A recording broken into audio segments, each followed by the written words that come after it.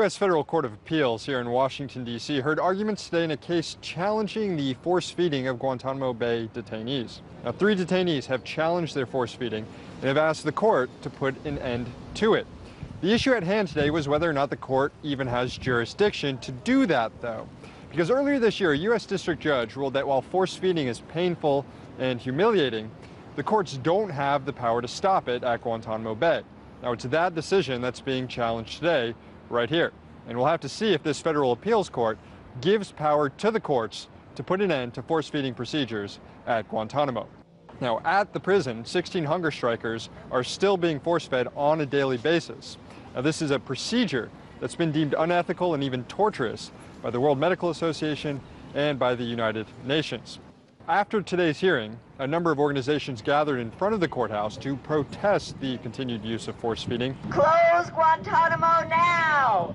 Close Guantanamo now! It was there that activist Andres Contreras, who's been on a hunger strike for more than 100 days, drinking only water, underwent a force-feeding procedure himself. Force feeding is being done to prevent prisoners who would rather die in Guantanamo than to live in the limbo of what they are living, not knowing when they will be free, but also the constant psychological and physical torture that they are living every single day. Then the force feeding began.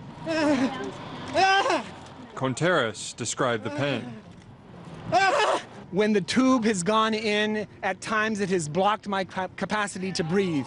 It has felt like constant agony, and it is fire in your throat.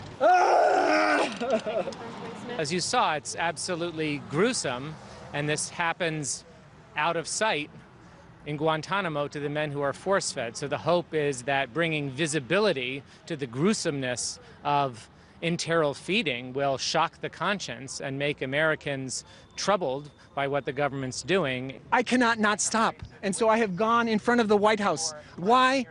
Because we need to reveal to the light of day what is the torture that is happening in the shadows. Now, we'll have to wait some time, perhaps months, before we hear the appeals court's decision.